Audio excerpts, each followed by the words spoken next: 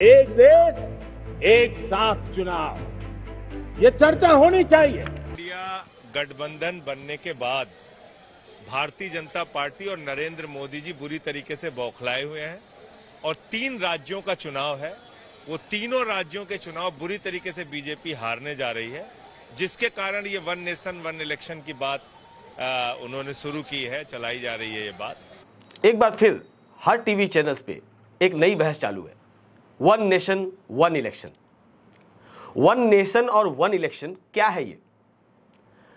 आखिर प्रधानमंत्री मोदी और बीजेपी इसको क्यों लागू करना चाहते हैं? अगर बात करें विपक्ष के इंडिया गठबंधन से, तो क्या बीजेपी इंडिया गठबंधन से डर गई है या फिर नरेंद्र मोदी को अपनी सत्ता जाते हुए दिख रही है? और दूसरी तरफ विपक्ष भी इस बात पर क्यों तिलमिला उठा है? क्या उनको पता है कि अगर ऐसा हुआ तो हमेशा के लिए विपक्ष को हार का सामना करना पड़ सकता है? इतने बड़े देश में क्या एक साथ चुनाव कराना संभव है? क्या चुनाव आयोग इसको पूरी निष्पक्षता के साथ इतना बड़ा चुनाव करवा पाएगा, जहां पर पहले से ही विपक्ष के वो निशाने पर होता है, जहां विपक्ष उसकी चुनावी विश्वसनीयता पर हमेशा शक करता है?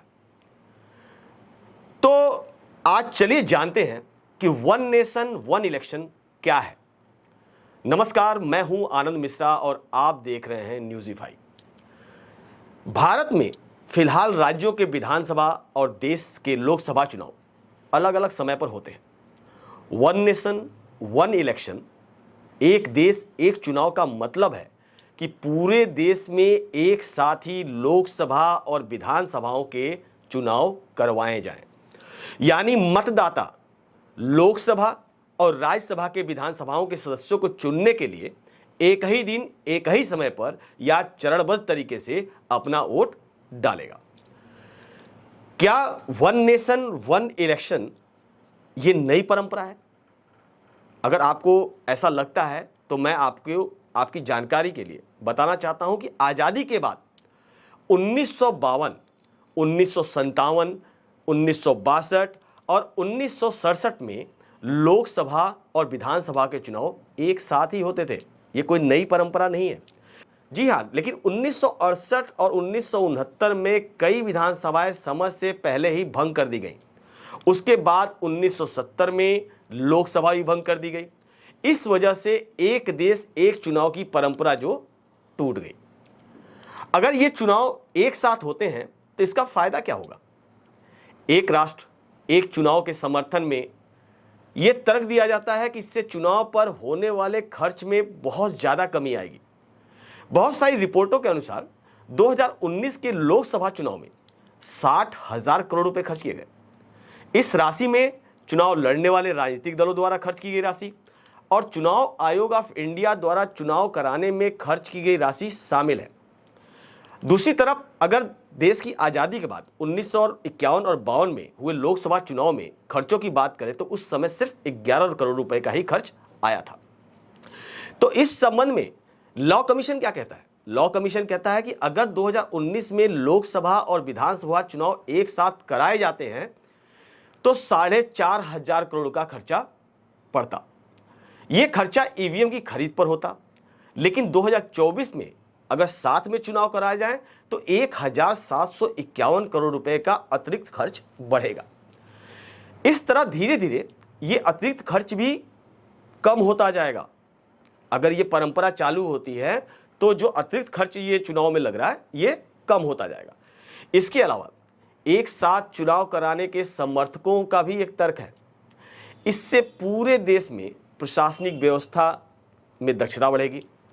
इस संबंध में कहा जाता है कि अलग अलग मतदान के दौरान प्रशासनिक व्यवस्था की गति काफ़ी धीमी हो जाती है। सामान्य प्रशासनिक कर्तव्य चुनाव से भी प्रभावित होते हैं क्योंकि अधिकारी मतदान कर्तव्यों में ही लगे होते हैं। इसके समर्थन में यह भी कहा जाता है कि केंद्र और राज्य सरकार की नीतियों और कार्यक्रमों में सुनिश्चित कराने में भी मदद मिलेगी। वर्तमान में जब भी चुनाव होने वाले होते हैं तो आदर्श आचार संहिता लागू की जाती है। आपको पता होगा, आदर्श आचार संहिता जब भी लागू की जाती है तो उस दौरान लोक कल्याण के लिए जो परियोजनाएं शुरू की गई होती हैं उन पर प्रतिबंध लगा दिया जाता है। और इस बात को प्रधानमंत्री मोदी पहले ही कह चुके हैं कि एक देश एक चुनाव से देश के संसाधनों की बचत होगी और इसके साथ ही विकास की गति भी धीमी नहीं पड़ेगी। लेकिन सवाल उठता है कि वन नेशन वन इलेक्शन लागू कराने की दिशा में सरकार ने अब तक क्या काम किया है? ऐसा कैसे संभव है कि बिना इस पे कोई काम किए इस बात की चर्चा करी जाए? तो मैं बताना चाहता हूं कि मई 2014 में जब केंद्र में मोदी जी की सरकार आई तो कुछ समय पहले ही एक देश और एक चुनाव को लेकर उनकी बहस शुरू हो गई थी। यहां तक कि 2014 के अपने मैनिफेस्टो में भी बीजेपी ने वन नेशन वन इलेक्शन का मुद्दा डाला था। दिसंबर 2015 में लॉ कमीशन ने वन नेशन वन इलेक्शन पर एक रिपोर्ट भी पेश की थी। इसमें बताया गया था कि अगर देश में एक साथ ही लोकसभा और विधानसभा के चुनाव करवाए जाएं तो इससे करोड़ों रुपयों की बचत की जा सकती है। इसके साथ ही बार बार चुनाव आचार संहिता न लगने की वजह से जो डेवलपमेंट के काम रुकते हैं उन पर भी असर नहीं पड़ेगा। इन्हीं बातों को ध्यान रखते हुए 2015 में सिफारिश की गई थी कि देश में एक साथ एक चुनाव कराए जाए। प्रधानमंत्री ने जून 2019 में पहली बार औपचारिक तौर पर सभी पार्टियों के साथ इस मसले पर विचार विमर्श के लिए एक बैठक भी बुलाई।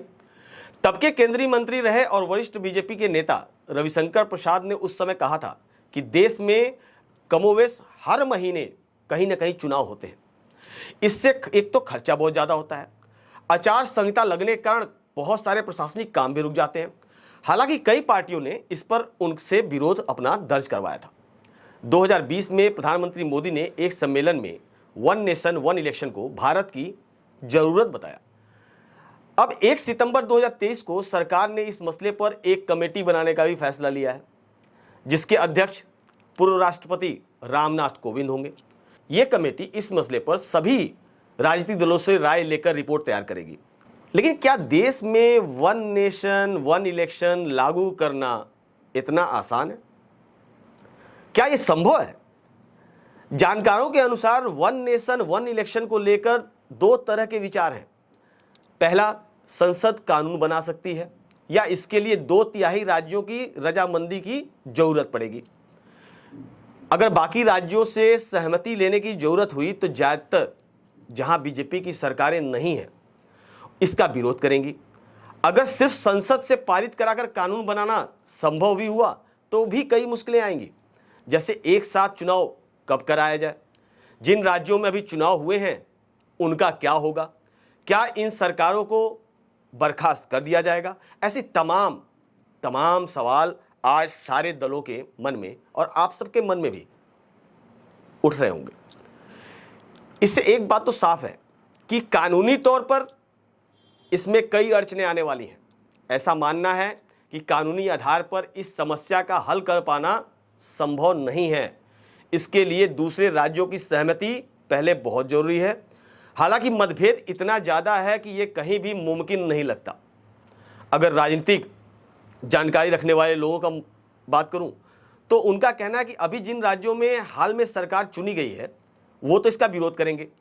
एक बात साफ है कि अगर सरकार ऐसा करेगी तो इस मामले को सुप्रीम कोर्ट में तो जाना तय है। लेकिन एक तरफ सवाल यह भी उठता है कि वन नेशन वन इलेक्शन को इतनी मुश्किल होने के बावजूद भी केंद्र में बैठी हुई मोदी जी की सरकार, भारतीय जनता पार्टी की सरकार और उनके गठबंधन के लोग इसको लागू क्यों करवाना चाहते हैं। इस पर पॉलिटिकल एक्सपर्ट का कहना है कि सरकार ने निश्चित तौर पर यह कैलकुलेशन किया होगा कि वन नेशन वन इलेक्शन को लागू करना कितना मुश्किल है। जैसे ही बीजेपी संसद में इस बिल को लेकर आएगी, तमाम विपक्षी दल इसका विरोध करना शुरू कर देंगे, जिसके जरिए बीजेपी लोकसभा चुनाव में जनता के बीच में भी ये मुद्दा लेकर जा सकती है कि वो ये कहेगी कि हम तो देश का पैसा बचाना चाहते थे लेकिन विपक्षी दल जो है वो ऐसा करने से हमें रोक रहे हैं। तो कहीं ना कहीं बीजेपी इस मुद्दे को राजनीतिक मुद्दा भी बनाना चाहती है, क्योंकि इन मुद्दों को अगर वो लेकर लोगों के बीच में जाते हैं तो वो ये कह सकते हैं कि देखो हम तो देश का पैसा बचाना चाहते हैं लेकिन जो विपक्ष है वो इस पर राजी नहीं है। और प्रधानमंत्री जी मोदी जी जो भी काम करते हैं उनकी मंशा भी यही होती है कि ज़्यादा से ज़्यादा प्रचार हो, क्योंकि वो अपने काम को इलेक्ट्रॉनिक मीडिया के थ्रू, प्रिंट मीडिया के थ्रू, सोशल मीडिया के थ्रू ज़्यादा से ज़्यादा लोगों तक पहुंचाने के लिए प्रयासरत रहते हैं। अगर ऐसे समझें कि संविधान का आर्टिकल 370 के खत्म होने से कश्मीर में कुछ नहीं बदला, लेकिन देश में प्रधानमंत्री जी ने अपनी धाक जमा ली। देश में एक मैसेज क्लियर गया कि केंद्र में बैठी हुई सरकार बहुत ही शक्तिशाली है और कोई भी कठोर कदम उठा सकती है। इससे उनकी लोकप्रियता में बढ़ोतरी भी हुई। केंद्र सरकार ने भी काफी बड़ा काम कर दिखाया। देश में बड़ी आबादी किस वर्ग की है? देश में सबसे ज्यादा बड़ी आबादी मध्यम वर्ग की है। उनको खर्चा बचाने की बात कहने से ही सरकार की लोकप्रियता बढ़ जाती है। और ऐसा आपने तमाम राज्यों में भी देखा होगा। तमाम ऐसी पार्टियां, चाहे अगर दिल्ली के अंदर आप देखें तो आम आदमी पार्टी ने तमाम सुविधाएं देके अपनी लोकप्रियता में इजाफा किया, जहां पे उनकी सरकार जो है दिल्ली में लगातार जीतती आ रही है। यही कारण है कि उनकी सरकार पंजाब में भी बढ़ गई। अगर यही बात करें राजस्थान सरकार की, तो राजस्थान सरकार ने भी तमाम ऐसी सुविधाएं अपने लोगों को दी है जहां पे उनकी लोकप्रियता में इजाफा हुआ है। अगर यही बात कर्नाटका की करें तो कर्नाटका में कांग्रेस ने अपनी लोकप्रियता बढ़ाई। तो कहीं ना कहीं जब आप किसी के खर्चों को बचाने की बात करते हैं, उनके सेविंग्स की बात करते हैं, तो सरकार की लोकप्रियता बढ़ जाती है। और ऐसे ही मुद्दे को लेकर भारतीय जनता पार्टी जनता के बीच में जाना चाहती है कि देखिए, हम तो वन नेशन वन इलेक्शन की बात करके देश का हजारों करोड़ रुपए बचाना चाहते हैं, लेकिन विपक्ष जो है इस पर राजी नहीं है। लेकिन अगर केंद्र सरकार सही में इस दिशा में काम करना चाहती है तो उसे लोकसभा चुनाव के साथ उन राज्यों में भी चुनाव कराना चाहिए जहां बीजेपी की सरकार है, और अगले 6 महीने में वहां चुनाव भी होने हैं। इस तरह भाजपा खुद की सरकार को बर्खास्त कर ऐसा फैसला लेकर दूसरे दलों पर दबाव बना सकती है। ये बात आपको थोड़ी समझने में आसान सी नहीं लग रही होगी, मैं समझाता हूं कि जहां जहां बीजेपी की सरकार है वहां चुनाव होने हैं। अगर ऐसे समय में 6 महीने पहले ही केंद्र में बैठी हुई सरकार वहां की सरकार को बर्खास्त कर देती है और वहां पे वन नेशन वन इलेक्शन को लागू करवाना चाहती है, तो वो दूसरे दलों पर दबाव बना सकती है कि देखो, हमारी उस राज्य में सरकार होते हुए भी हमने अपनी सरकार को बर्खास्त कर दिया क्योंकि हम देश के हित में काम करना चाहते हैं। अगर बात करें इसके वन नेशन वन इलेक्शन के समर्थन में, तो आखिर लोग क्या कह रहे हैं इसके बारे में कि हर साल 5 से 6 राज्यों में चुनाव पड़ जाता है। वन नेशन वन इलेक्शन के समर्थक कहते हैं कि इससे विकास कार्यों में कहीं ना कहीं बाधा ही पड़ती है। वो उड़ीसा का उदाहरण भी देते हैं कि उड़ीसा में 2004 के बाद से चारों विधानसभा चुनाव लोकसभा चुनाव के साथ हुए, उसमें नतीजे भी अलग अलग रहे। वहां आचार संहिता बहुत कम देर के लिए लागू होती है, जिसकी वजह से सरकार के कामकाज में दूसरे राज्यों के मुकाबले कम खलल पड़ता है। पूरे देश की विधानसभाओं और लोकसभा के चुनाव एक साथ होते हैं, तो इसमें चुनाव पर होने वाले खर्चों में कहीं ना कहीं सही में बहुत कमी आएगी। 2019 के लोकसभा चुनाव से पहले अगस्त 2018 में लॉ कमीशन ने अपनी एक रिपोर्ट पेश की थी। इसमें उसने कहा था कि अगर 2019 में लोकसभा और विधानसभा चुनाव साथ होते तो उससे 4,500 करोड़ का खर्च बढ़ाना पड़ता। यह खर्चा इसलिए भी बढ़ता क्योंकि इसके लिए उसे बहुत सारी ईवीएम मशीनें खरीदनी पड़ती। इसमें यह भी कहा गया कि 7 चुनाव कराने का सिलसिला अगर आगे बढ़ता तो 2024 में यही खर्चा बढ़ के 1,751 करोड़ रुपए तक बढ़ जाता। लेकिन धीरे धीरे यह खर्चा बाद में कम हो जाता। जहां एक तरफ इनके समर्थक इसको सही ठहरा रहे हैं, वहीं दूसरी तरफ इसके विरोध में भी अलग अलग तर्क लोग अपनी तरीके से दे रहे हैं कि राष्ट्रीय स्तर पर देश और राज्य के मुद्दे अलग होते हैं। एक साथ चुनाव हुए तो वोटर्स के फैसले पर असर पड़ने की संभावना है, और जी ये तो संभव भी है कि राष्ट्रीय स्तर पर मुद्दा अलग होता है, जहां बीजेपी अपने मुद्दों को लेकर नेशनल लेवल पे सीटें लेके आती है, लेकिन राज्यों में जहां उनकी स्कीम की वजह से लोग नाराज होते हैं, वहां पे दूसरी पार्टियों को जीत की संभावनाएं जग जाती हैं। और चुनाव 5 साल में एक बार होंगे तो जनता के प्रति सरकार की जवाबदेही भी कम हो जाएगी। अभी की स्थिति में लोकसभा चुनाव जीतने वाली पार्टी को भी डर होता है कि अगर वो अच्छे काम नहीं करेंगे तो उनको राज्यों की विधानसभाओं में दिक्कत हो सकती है। एक साथ चुनाव कराने में एक दिक्कत और है कि अगर लोकसभा 5 साल से पहले ही भंग कर दी गई तो क्या होगा, क्योंकि अभी तक लोकसभा 6 बार 5 साल से पहले ही भंग कर दी गई है, जबकि एक बार इसका कार्यकाल तो 10 महीने के लिए बढ़ा दिया गया था। ऐसी स्थिति में तो फिर अलग अलग चुनाव होने लगेंगे। अब सबसे बड़ी बात, जैसे ही इस मुद्दे को बीजेपी और मोदी सरकार ने आज आप सबके सामने रखा, तो यह था कि अब इस अगर कमेटी को बनाते हैं, वन नेशन वन इलेक्शन की अगर कमेटी को बनाया जाए तो इसके लिए अध्यक्ष का चुनाव किसे किया जाए। तो प्रधानमंत्री मोदी जी ने भारत के पूर्व राष्ट्रपति रामनाथ कोविंद जी को इसकी कमेटी का अध्यक्ष बना दिया है।